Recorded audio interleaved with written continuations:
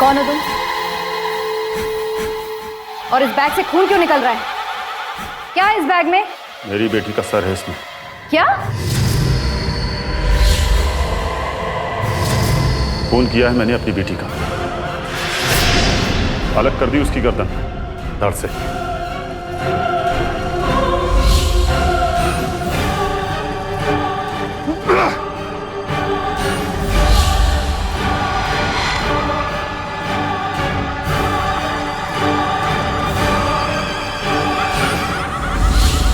नमस्कार, मैं पूजा गौर सावधान इंडिया में आप सबका स्वागत करती हूँ। पॉलिटिक्स देश को चलाने और आगे बढ़ाने के लिए होती है और पॉलिटिकल लीडर्स का काम होता है नागरिकों की आवाज बनना। लेकिन कई नेता इस राजनीतिक ताकत और सत्ता का गलत इस्तेमाल करते हैं। आज हम आपको एक ऐसी ही घटना दिखाने जा रहे हैं। आपने देखा कि एक आदमी ने पुलिस स्टेशन आकर कबूल किया कि उसने खुद अपनी ही बेटी का खून कर दिया, वो भी इतनी बेरहमी के साथ। यहाँ तक कि वो अपनी मरी हुई बेटी का कटा हुआ सर भी साथ लाया था और वो हथियार भी, जिससे उसके कहे मुताबिक उसने इस घिनौनी घटना को अंजाम दिया था। अब यहाँ सवाल ये था कि एक खूनी खुद पुलिस स्टेशन आकर अपना जुर्म कबूल क्यों करेगा? जाहिर है कि ये वारदात सामान्य हालातों में नहीं हुई थी। तो फिर क्या वजह थी कि एक बाप अपनी ही बेटी का हत्यारा बन बैठा? क्या उसका इकबाले जुर्म सही था? और इसका राजनीति से क्या संबंध था? इन सारी बातों को जानने के लिए आइए नजर डालते हैं कुछ अरसे पहले की घटनाओं पर। अरे जल्दी आओ, देर हो रही है मुझे। अरे बुलाओ ना अपनी लड़कियों को। आपने सर पे चढ़ाया है। देवकी के स्कूल के सारे लोग कहते देवकी किसी से नहीं डरती, अपनी टीचर से भी नहीं। गलती की होगी तो डरू ना, ऐसे किसी से कैसे डर जाओ? अभी तो कहता हूँ पुलिस में भर्ती होगी ये। समझाओ जरा अपनी बेटी को, कॉलेज पढ़ने जाती है ना, फिर इतना सजने संवरने की क्या जरूरत है? और ये लिपस्टिक लगाना क्यों सीख रही है? चलो।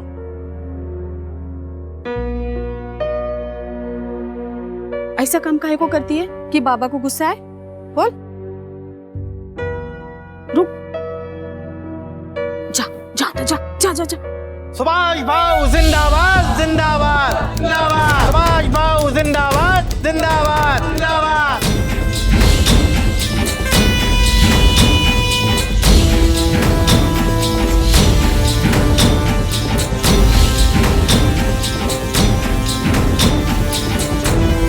आप लोगों का उत्साह देख के लग रहा है कि इस बार भी हमारी पार्टी जीतेगी। सुभाष भाऊ जिंदाबाद जिंदाबाद जिंदाबाद। सुभाष भाऊ जिंदाबाद जिंदाबाद जिंदाबाद।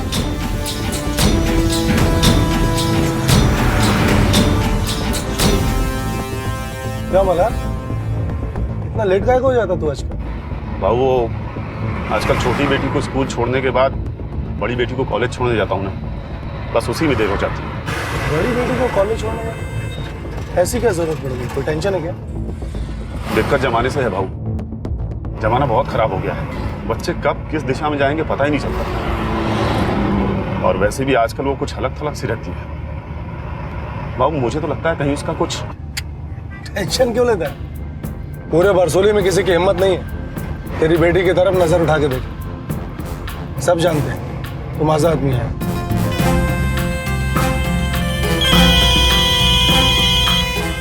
हेलो, आ गई? बिठा के रख, आता हूँ मैं। सर्किट हाउस ले लो। जी बाबू।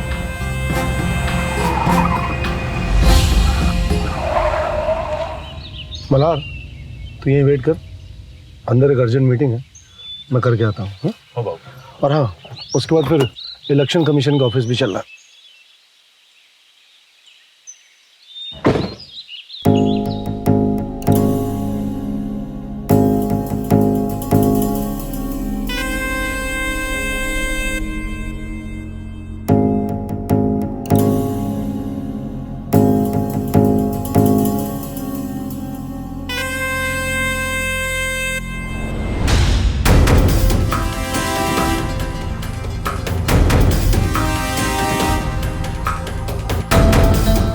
क्या है ये? फिर मुरझाई हुई है ये। तेरे को कितनी बार समझाया, सच के संवर के रहा कर। इतनी सुंदर है तो खुद को तैयार करके क्यों नहीं रखती पगली? क्या हुआ? डर रही है? अरे कुछ पहली बार थोड़े है, पूरा महीना होने को आया है। कोई दिक्कत है? हाँ? तू नहीं चाहती कि तेरे बाबा खुश रहे, घर वाले सब सुखी रहे, जिंदा रहे?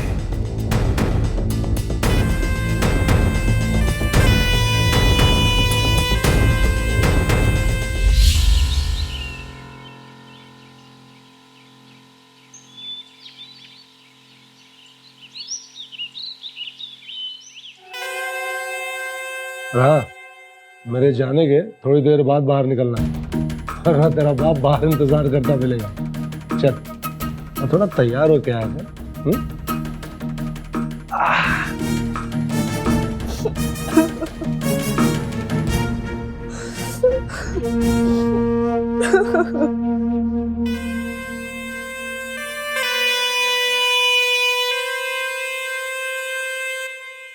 चल मलार।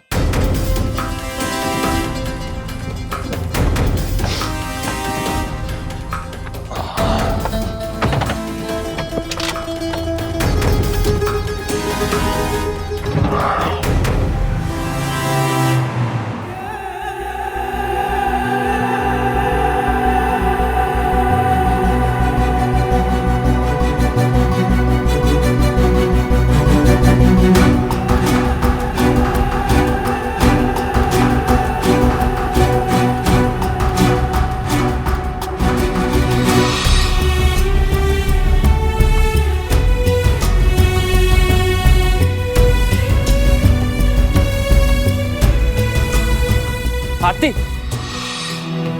तुम क्लास के बीच से कहाँ चली गई थी? अरे यहाँ वहाँ क्या देख रही हो आरती? कहाँ चली गई थी बताओ ना।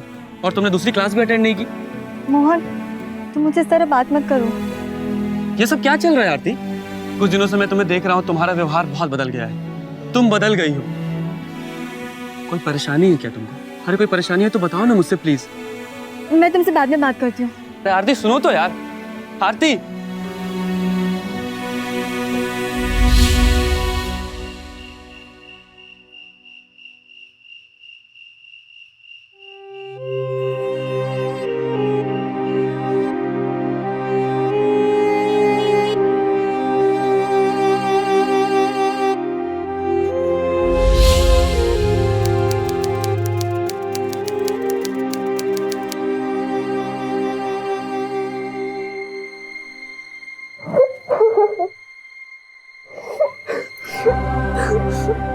क्या हुआ आरती?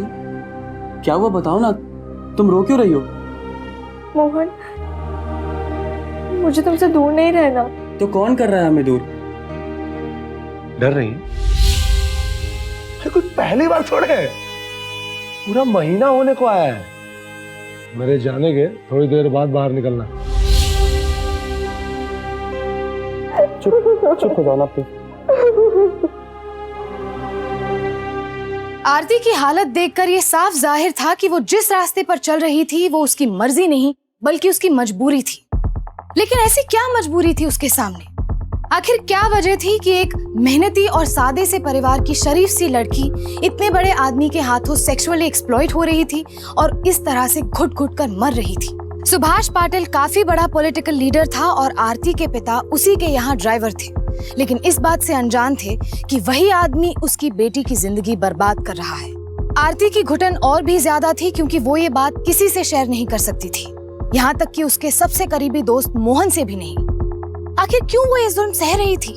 और सुभाष पाटिल की हैवानियत का ये सिलसिला आखिर कब तक चलने वाला था? ये क्या है? ये कोई समय है लड़कियों का घर से बाहर रहने का? अरे आरती इस समय घर से बाहर क्या कर रही है?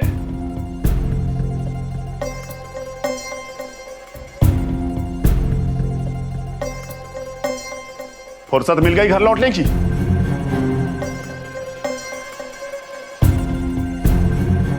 अभी वक्त ही क्या हुआ है? थोड़ा और रुक जाती।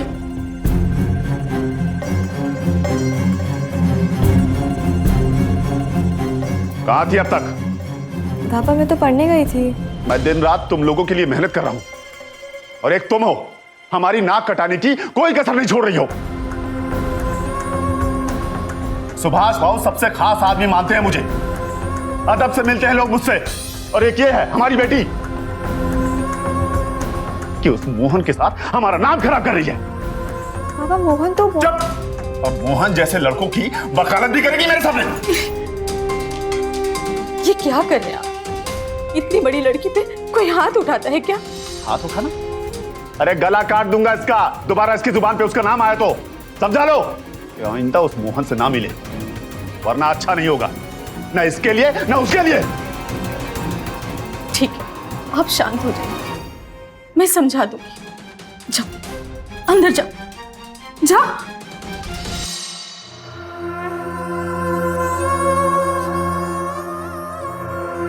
हिंदू तू समझ नहीं रही है, अगर किसी ने इसे मोहन के साथ बाहर देख लिया तो हम किसी को क्या मुंह दिखाएंगे? तो सुभाष भाऊ को क्या कहेंगे हम? सुभाष भाऊ हम लोगों का इतना ख्याल रखते हैं, और यह है कि हमारे साथ साथ उनका नाम खराब करने पे भी लगी हुई है। अरे सुभाष भाऊ को इसकी थोड़ी भी भनक लग गई ना तो हमारी उनके सामने क्या इज्जत रह जाएगी?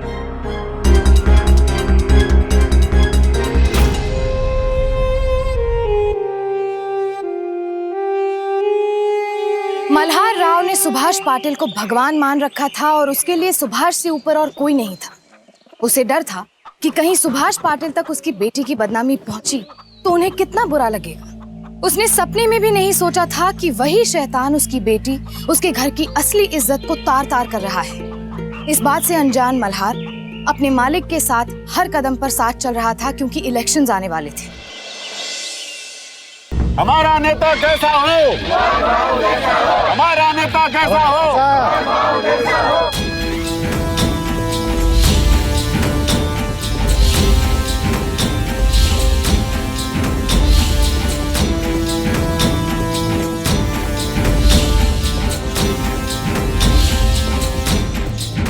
हाँ जी, कैसे हो? सब तुम्हारी कृपा है भाऊ। इस बार भी पूरे परिवार का वोट भाऊ को ही मिलना चाहिए। हाँ जी, बिल्कुल बिल्कुल, ये भी कोई पूछने की बात है? बस आशीर्वाद चाहिए। खुश रहो, तुम ही जीतोगे। तेरा घर भी तो इधर ही पास में है ना? हो भाऊ, बस कुछ ही दूरी पर। अरे तो चाय नहीं पिलाएगा क्या? अरे भाऊ कैसी बात कर रहे हो आप? चलो ना। हाँ, चल चल चल। हमारा नेता कैसा हो? हमारा नेता कैसा हो? हमारा नेता कैसा हो? नौकिरन पार्टी जिंदाबाद। नौकिरन पार्टी जिंदाबाद। कोई टेंशन नहीं लेने का। हमारा नेता कैसा हो? जन जन की यही पुकार। नौकिरन पार्टी जिंदाबाद जिंदाबाद। सुभाष भाऊ जिंदाबाद जिंदाबाद। सुभाष भाऊ जिंदाबाद जिंदाबाद। तुम लोग यहीं रुको, मैं आता हूँ अंदर से। चलिए बाबू, आइए। भाऊ यही है घर। अच्छा बना है घर। भाऊ आइए ना। हाँ बैठिए भाऊ। मेरे तो भाग खुल गए भाऊ, आप मेरे घर आए। नहीं मल्हार, ऐसा अरे हिंदू, हिंदू जल्दी बाहर आ, देख कौन आया है। भाऊ आए हैं। हिंदू। नमस्कार भाऊ। कैसा है तुम्ही? बरा है भाऊ। अरे आरती बाहर आ बेटा।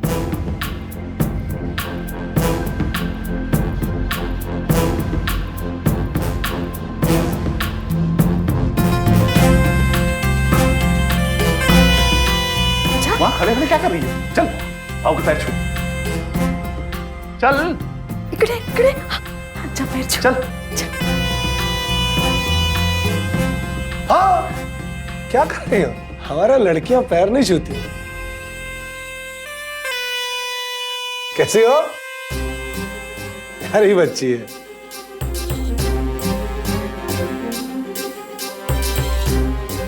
जा भाऊ के लिए चाय लेके आ।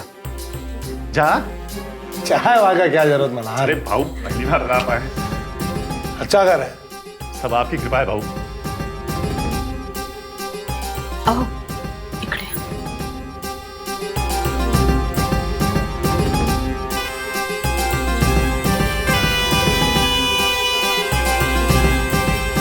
कहाँ जाना? आप बता नहीं सकते थे भाऊ घर आने वाले हैं? इतने बड़े आदमी घर आए हैं और एक बिस्किट भी नहीं है। अरे हमें कहाँ पता था? क्या अच्छी लग रही? कल आना है? इंतजार करूंगा। मैं चल रहा हूँ, भाऊ अकेले बैठे हैं। हाँ? कुछ खाने पीने का? अरे तू चिंता मत कर, भाऊ घर के जैसे हैं। हाँ? चल।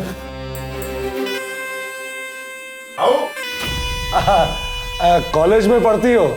अच्छा अच्छा, कोई प्रॉब्लम हो मुझे बताना। हाँ, तुम्हारा बाबा मेरा खास आदमी है। लेट हो रहा मरार, चलते हैं। हाँ भाऊ चाय तो पी। अरे फिर आके पी लेंगे, खाना खाएंगे आके आराम से। हाँ अच्छा भाऊ, चलता हूँ। आइए भाऊ। कल आ जाना।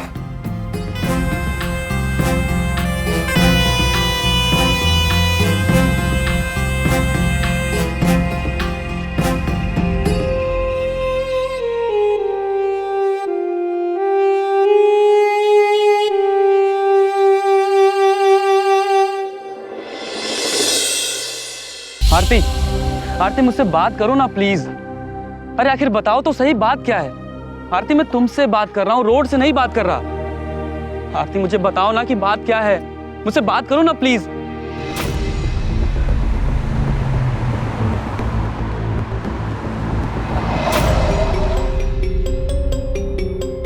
गाड़ी क्यों रोक दी? आरती मुझे बताओ ना, तुम नहीं बताओगे तो मुझे समझ में कैसे आएगा यार। कौन है? मेरी बेटी।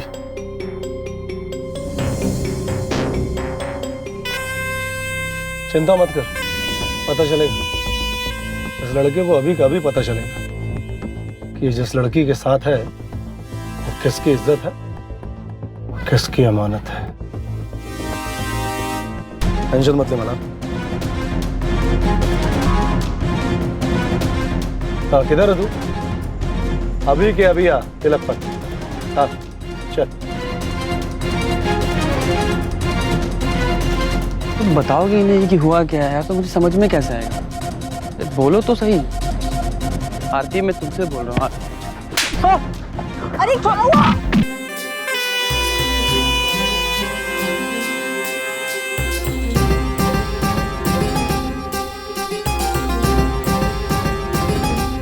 तुम्हारे कोई इर्द गिर्द भी हो ना, हमको पसंद नहीं। हा? हमारे पास आने के बजाय तुम उस लौंडे के साथ घूम रही है। हा? क्या क्या चाहती है? ये लौंडा गायब हो जाए? नहीं ना? तो तुम सिर्फ हमारी बन के रहना। हा? हमें हिस्सेदारी पसंद ही नहीं। और अगर ऐसा नहीं हुआ तो तुम जानती हो इस लौंडे का और तुम्हारे परिवार का हम क्या करेंगे? हा? नहीं ना? आखिरी बार समझा रहे हैं। हा?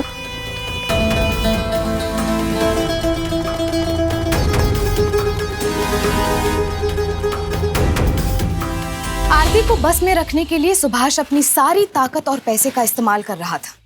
वो उसके लिए सिर्फ एक शिकार थी जिसे वो किसी हालत में आजाद नहीं देख सकता था। आरती के परिवार पर सुभाष की मेहरबानियां कम भी नहीं थी और शायद यही वजह थी कि आरती उसकी ताकत के सामने मजबूर थी। लेकिन कुछ ही दिनों बाद एक ऐसी घटना घटी जिसने सब कुछ पलट कर रख दिया।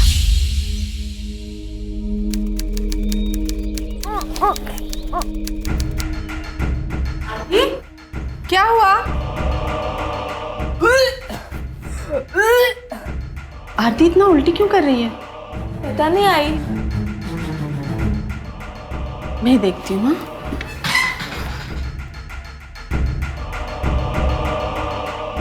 आरती, तू ठीक है ना बेटा? क्या हुआ तुझे? इस सुबह से तू इतनी उल्टियां क्यों कर रही है? हाँ, चल डॉक्टर पास जाके आते हैं। नहीं माँ, डॉक्टर के पास नहीं जाना है।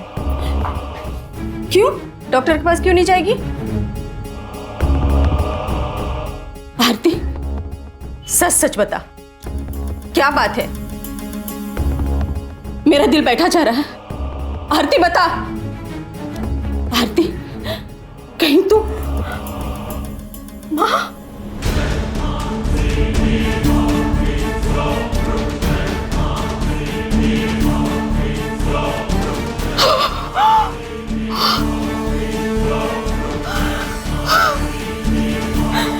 तेरे बाबा के इतना मना करने के बाद भी तू मोहन से मिलती रही।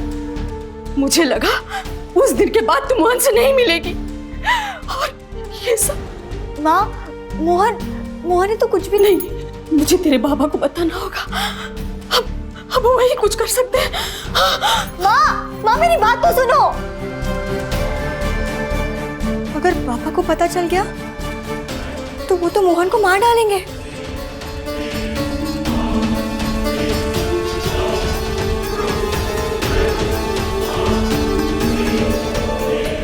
आरती! आरती! आरती! देवकी, आरती कहाँ है? आरती किधर है? आई अब बाबा के पास गए, वैसे ही वो चली गई। मोहन! मोहन! तुम यहाँ से जल्दी से भाग जाओ। क्या हुआ आरती, तुम इतनी परेशान क्यों? मैं तुम्हें बाद में बताऊंगी, तुम बस प्लीज यहाँ से जाओो। प्लीज प्लीज मोहन, प्लीज निकलो अभी। अरे लेकिन ऐसा हुआ क्या है? तुम मोहन परेशान तुम प्लीज निकलो। बाबा तुम प्लीज यहाँ से निकलो। मोहन बाबा आ गए। प्लीज जाओ, निकलो अभी। मोहन प्लीज जल्दी जल्दी जाओ मोहन, प्लीज जल्दी। अरे लोग अभी भाग क्या किधर है?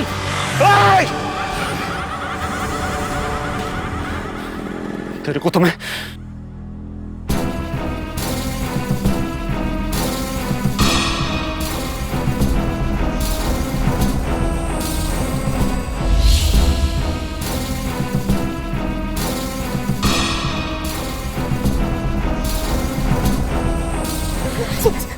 बाबा मेरी बात तो सुनो।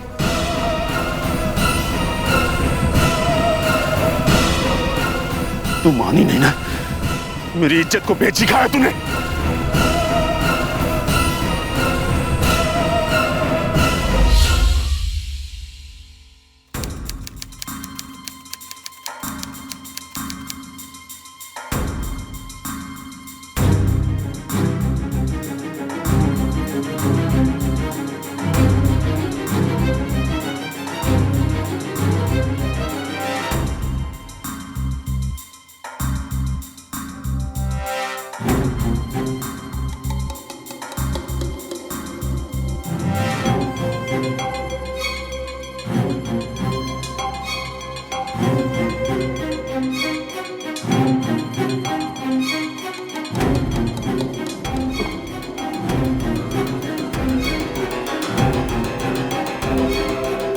कौन हो तुम?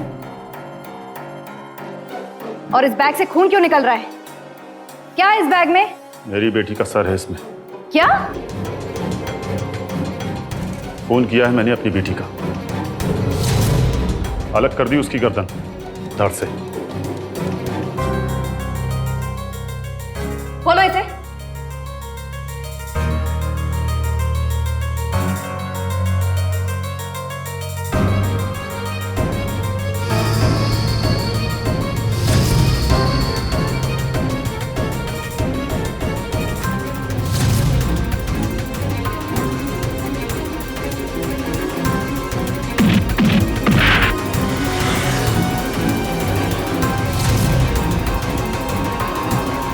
अगर तुम्हारी बेटी किसी को पसंद करती थी तो तुम उसकी शादी भी तो करा सकते थे।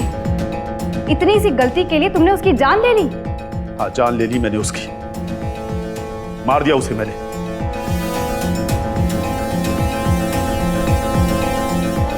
और हर माँ बाप को अपने ऐसे बच्चों को ऐसी सजा देनी चाहिए। ले जाओ इसे। आरती की डेड बॉडी लाओ और उसे पोस्टमार्टम के लिए भेजो। कितनी अजीब बात है ना मैडम, एक बाप ने अपनी बेटी को मारा, वो भी इस तरह। राठौर, ये आदमी दिखा रहा है कि इसे अपनी बेटी का खून करने के बाद भी कोई अफसोस नहीं है, लेकिन इसके चेहरे के भाव कुछ और ही बता रहे हैं, जैसे कि ये कुछ छुपा रहा हो। पता करो मोहन कहाँ है। Yes ma'am.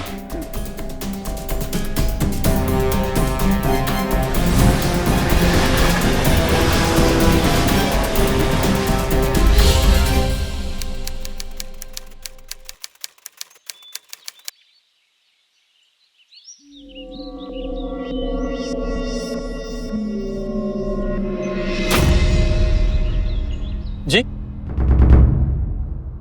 चलो। कौन है आप लोग और कहाँ लेके जा रहे हैं मुझे? पुलिस। चलो वापस वर्सोली जाना है। आरती के कहने पर मोहन भागकर मुंबई आ गया था, लेकिन पुलिस जब किसी को पकड़ने निकलती है तो कहीं से भी खोज निकालती है। महाराष्ट्र पुलिस ने उसे मुंबई में धर दबोचा और वापस ले आई। ये केस दिखने में तो सीधा और साफ था, लेकिन पुलिस को शक था कि जैसा दिख रहा है वैसा है नहीं, और उनका ये शक धीरे धीरे यकीन में बदल रहा था। मैम मेरी बातों पे यकीन कीजिए, ये सारा किया धरा उस सुभाष पाटिल का है। उसने मुझसे मेरी आरती को छीन लिया मैम। मैंने खो दिया उसे हमेशा के लिए। अगर तुम्हारे और आरती के बीच में कोई ऐसे संबंध नहीं थे तो फिर वो बच्चा किसका था? सुभाष भाऊ जिंदाबाद, नवकिरण पार्टी जिंदाबाद, नवकिरण पार्टी जिंदाबाद, सुभाष भाऊ जिंदाबाद, जिंदाबाद। नमस्कार, मैं सुभाष पाटिल। आपको तो पता ही होगा, इस एरिया से इलेक्शन लड़ रहा हूं। जी पता है, लेकिन यहाँ तो कोई वोटर नहीं है। फिर इस तरह कोई कंप्लेंट लिखाने आए हैं? लोग मेरे पास आते हैं शिकायत लेके, मैं यहाँ क्यों आऊंगा शिकायत लिखवाने? हाँ, ये पुलिस स्टेशन मेरे एरिया में आता है, तो बस देखने चला आया। गलत बोल रहे हैं आप। ये पुलिस स्टेशन आपके एरिया में नहीं, आपका एरिया इस पुलिस स्टेशन में आता है। और रही बात आपके अपने एरिया की, तो वो इस पुलिस स्टेशन के बाहर खत्म हो जाता है। बेहतर होगा कि आप अपनी तशरीफ यहां से ले जाएं। कड़क, जितना सुना था उससे ज्यादा कड़क हो आप। जमेगी हमारी। बाय द वे, मैं मल्हार राव से मिलने आया था, वो मेरा मुलाजिम। अगर आपकी परमिशन हो तो मिल लूं उससे। चलिए।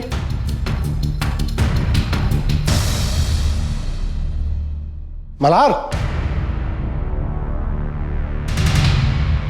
इधर आना।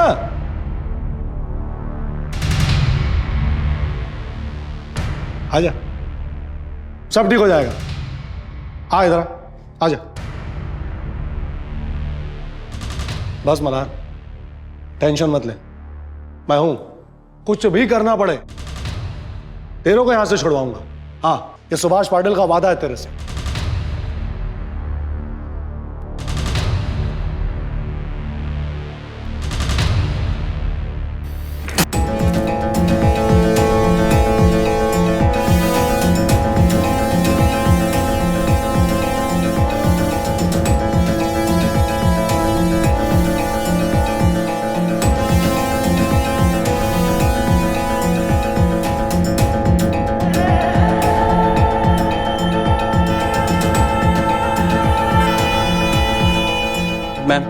मैम ये सारा किया धरा इसी सुभाष पाटिल का है। मेरी जान जाए तो जाए, लेकिन मैं इसे नहीं छोड़ूंगा, और इसे मारने का मुझे कोई अफसोस भी नहीं होगा। तुम ऐसा कुछ नहीं करोगे। हम इंक्वायरी कर रहे हैं ना, जल्द से जल्द निष्कर्ष पर पहुंचेंगे। अब तुम जा सकते हो, शहर छोड़कर मत जाना। जी मैम। राठौर, नजर रखो इस पे, कहीं कुछ उल्टा सीधा ना कर बैठे।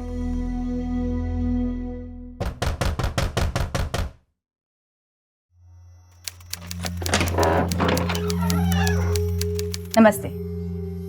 मुझे आपसे कुछ बात करनी है। आप माँ हैं और आप सब कुछ सच कहेंगे, ऐसा मेरा पूरा भरोसा है। क्या हुआ था उस दिन? सब गलती मेरी बेटी की ही थी। शादी से पहले वो माँ बनने वाली थी। कौन बाप बर्दाश्त करता? इन्होंने उसे मार डाला। आप सच कह रही हैं या कोई और भी बात है?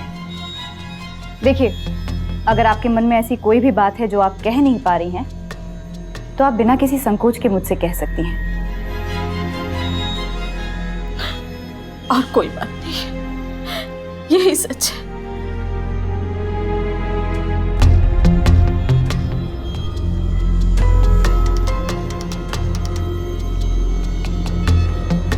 बेटा कौन सी क्लास में पढ़ती हो? 11। घबराओ मत।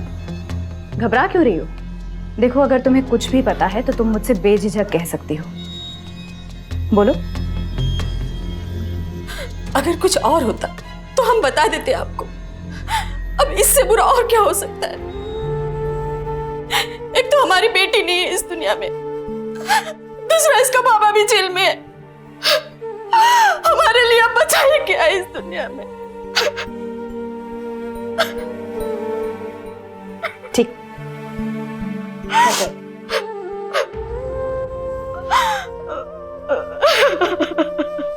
हर बात के लिए मेरे को बोलने से नहीं है। इधर देख ले, क्या बाकी तू संभाल ले। नहीं है तो बिल्कुल बाबू।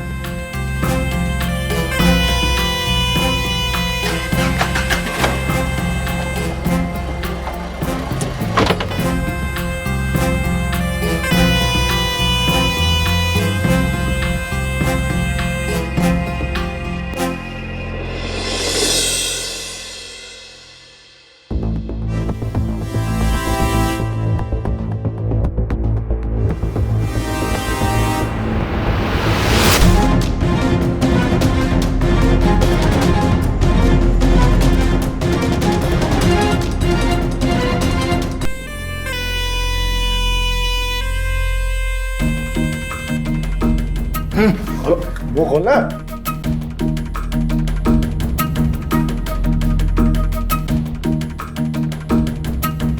क्या हुआ? ऐसा डर क्यों रही है? कितना समझाया तुम्हें? मान जाओ मेरी बात। अगर प्यार से मान जाती तो ऐसे उठवा के बुलवाना नहीं पड़ता ना। कोई दूसरा चारे नहीं था, क्या करता?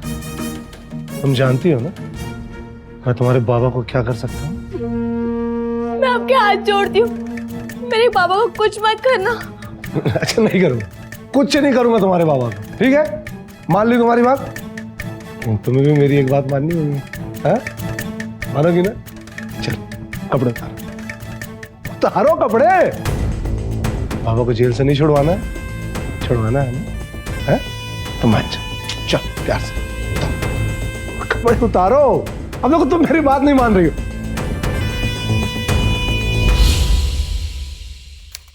मैंने आपसे कहा ना कि हमसे जो हो सकता है हम कर रहे हैं, लेकिन सुभाष पाटिल के बारे में अभी तक कुछ पता नहीं चला है।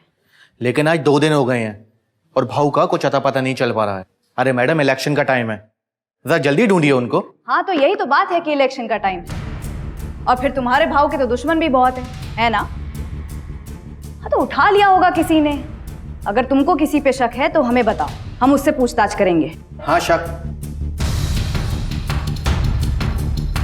नहीं मैम, शक वक्त तो किसी पर भी नहीं। हाँ, तो फिर ढूंढने दीजिए ना, हम ढूंढ रहे हैं। जैसे ही कुछ पता चलेगा आपको जरूर बताएंगे, ठीक है?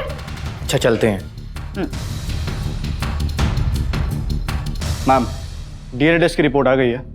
अच्छा, हमारा शक सही था। मोहन कहाँ है?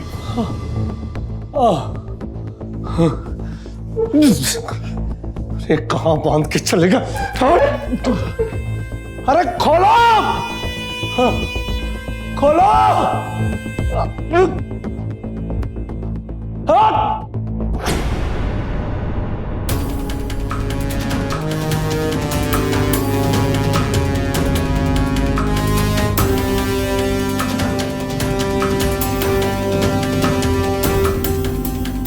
जैसा सोचा था वैसा ही हुआ, और अब तो डीएनए टेस्ट की रिपोर्ट भी आ गई है। आरती तुम्हारे बच्चे की मां बनने वाली थी, क्यों? तूने किया सर, तू जानती नहीं है तो किसके साथ खिलवाड़ कर रही है। मैं छोड़ूंगा नहीं तुझे, छोड़ूंगा नहीं। तू मुझे नहीं छोड़ेगा, तू मुझे नहीं छोड़ेगा। ये ट्रिगर अगर दबा दिया ना तो तू दुनिया छोड़ देगा। लाश मिलेगी तेरी, लाश। दुनिया समझेगी दुश्मनों ने किडनैप करके कहीं मार के फेंक दिया, और तूने तो कोई ऐसा काम भी नहीं किया है कि लोग तेरी मूर्ति लगाए चौराहे पर। बोल, तोते की तरह बोल।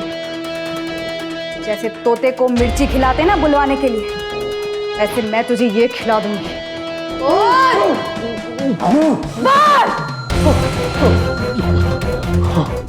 बोल। ये सच है कि मैं ही आरती के बच्चे का बाप था। मैंने जब उसे पहली बार देखा तभी से उस पे मेरी नजर थी। और उसके बाप को जान से मारने की धमकी देकर मैं उसे बार बार बुलवाता था। मुझे पता था कि वो मोहन से प्यार करती है और मोहन के जान की खातिर, अपने परिवार को बचाने की खातिर वो बार बार मुझसे मिलने आती थी। हाँ, लेकिन मल्हार ने आरती को क्यों मारा मुझे नहीं मालूम तुझे? अभी बताती हूँ। मोहन,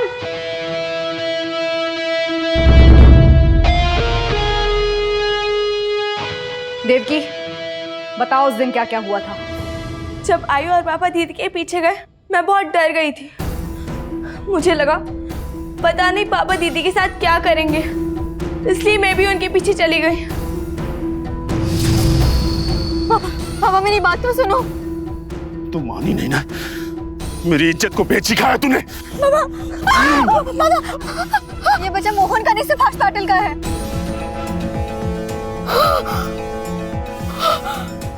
पापा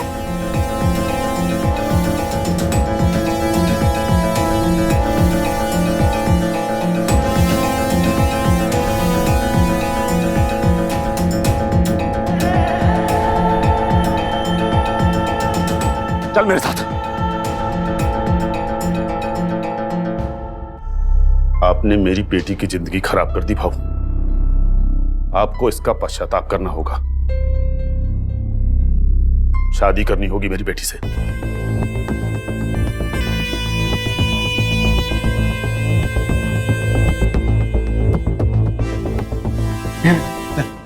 दे मेरे को, दे मल्हार।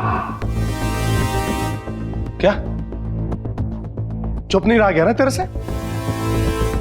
मना किया था ना तेरे को कि मुंह बंद रखना, किसी से कुछ मत बोलना। वो गलतियां, बहुत बड़ी प्रॉब्लम खड़ी हो गई है मेरे लिए। और ये तेरा बाप ये बोलता है कि मैं अपने पूरे पॉलिटिकल करियर को दांव पे लगा के तेरे से शादी करूं। बहुत बड़ी मुसीबत खड़ी कर दी है तूने सबके लिए।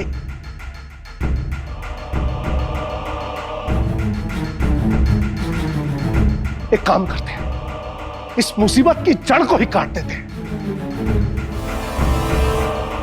ए मल्हार, ये है ना तेरी समस्या? है तो ठीक है, खत्म तेरी समस्या, खत्म तेरी समस्या।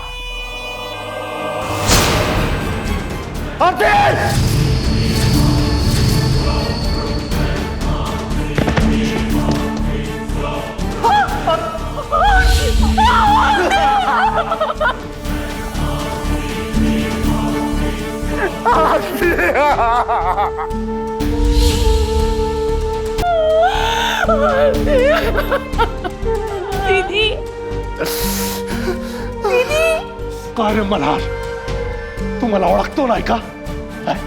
सुभाष पाटिल, अच्छे से जानता तू मेरे को। तेरे को मेरी ताकत का अंदाजा है। चुप, जबान बंद रखना। अगर जबान खोली ना मल्हार, तो जैसे तेरी बेटी को मारा ना, पूरा परिवार खत्म कर दूंगा। जा पुलिस स्टेशन जा और जाके बोल कि अपनी बेटी का खून तूने किया है।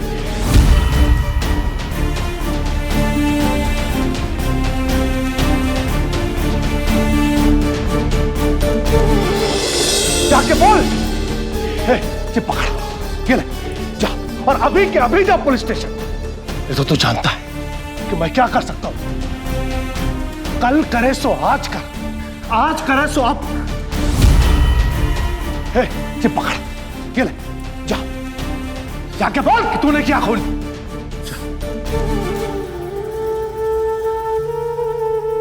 जा जाके बोल।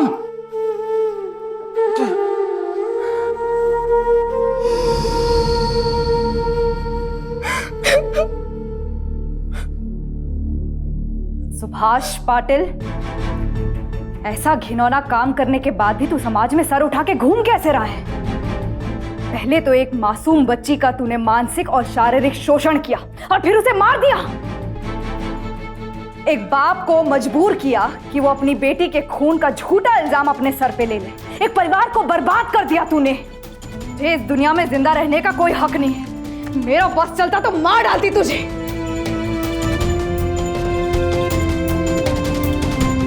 लेकिन मेरे हाथ कानून से बंधे हुए हैं।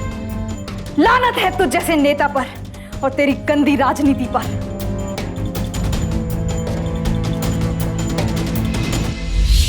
आरती अपने परिवार के खातिर उस वहशी नेता के जुल्म घुट घुट कर सहती रही और आखिर सुभाष ने उसकी जान ले ली। लेकिन जिस तरह से एक जानवर के मुंह एक बार खून लग जाने पर वो बार बार इंसान का शिकार करता है, सुभाष पाटिल भी इंसान के रूप में वैसा ही एक आदमखोर था। आरती के बाद उसने उसकी छोटी बहन को भी नहीं बख्शा। लेकिन ईमानदार पुलिस अफसर शांता बिश्नोई की हिम्मत और मोहन की मदद से वो पुलिस की गिरफ्त में आ गया।